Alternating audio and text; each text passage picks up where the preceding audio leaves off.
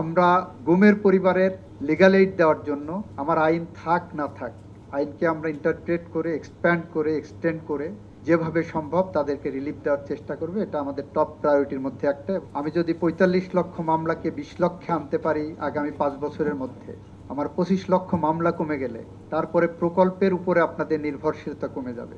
আমরা যে কোনো আইনকেই বৈষম্য করে থাকে এরকম কোনো আইন থাকলে সেটা আমরা বাদ দিচ্ছি, বাদ দেওয়ার উদ্যোগ গ্রহণ করছি। আমাদের লক্ষ্য এক এবং অভিন্ন। আমাদের লক্ষ্য এদেশের গরিব অসহায় মানুষ যারা লিগ্যাল এইড পাওয়ার যোগ্য তাদের পাশে দাঁড়ানো, সকল মানুষের জন্য একটি অ্যাক্সেস টু জাস্টিসের দ্বার উন্মোচন করা। আসলে আমরা সেই লক্ষ্যে কাজ করি।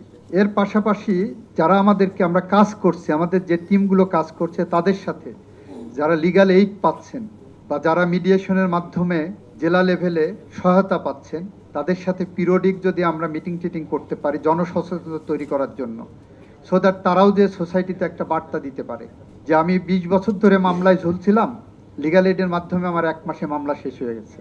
এরকম একটি বার্তা তাদের মাধ্যমে সোসাইটিতে কিভাবে আমরা পৌঁছতে পারি সে লক্ষ্যে আসেন, একসাথে আমরা কাজ করি। মধ্যস্থতাকে আমরা উৎসাহ দিতে চাচ্ছি মামলা হওয়ার আগে এবং পরে।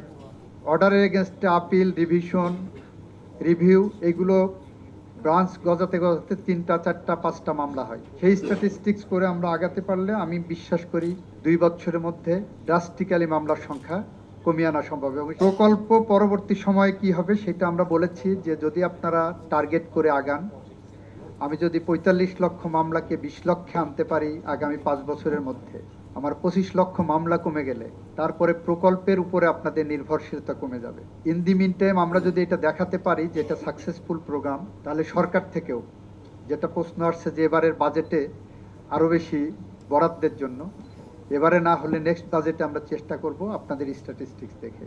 আমরা গুমের পরিবারের লিগ্যাল এইড দেওয়ার জন্য আমার আইন থাক না থাক, আইনকে আমরা ইন্টারপ্রেট করে এক্সপ্যান্ড করে এক্সটেন্ড করে যেভাবে সম্ভব তাদেরকে রিলিফ দেওয়ার চেষ্টা করবে। এটা আমাদের টপ প্রায়োরিটির মধ্যে একটা। কথা বলেছেন অবশ্যই ভিকটিমের কম্পেনসেশন পাওয়ার প্রয়োজন।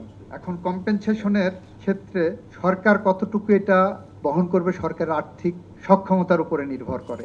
আমি ব্র্যাকের কাছে প্রত্যাশা করব আপনারা যদি এই এনজিও এবং অধিদপ্তরের মাঝামাঝি সেতু বন্ধন রচনা করেন। আপনাদের প্রস্তাব এসছে প্রতি মাসে আমরা বসতে পারি কিনা, মাসে না পারেন ২ মাসে বসেন, ২ মাসে না পারেন ৩ মাসে পিরিয়ডিক রিভিউ করেন এই সমন্বয়ের কার্যক্রমটাকে। তাহলে আমরা বিশ্বাস করি আমরা আমাদের উভয় পক্ষের লক্ষ্যবস্তুতে এগিয়ে যাব।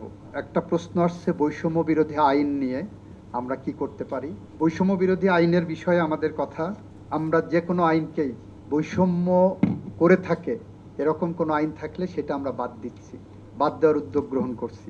আর যদি কোনো আইন বৈষম্য করে থাকে দেখা যায়, বাদ দেওয়ার পরে যে আইনটা থাকবে সে আইন means it is applicable for everyone.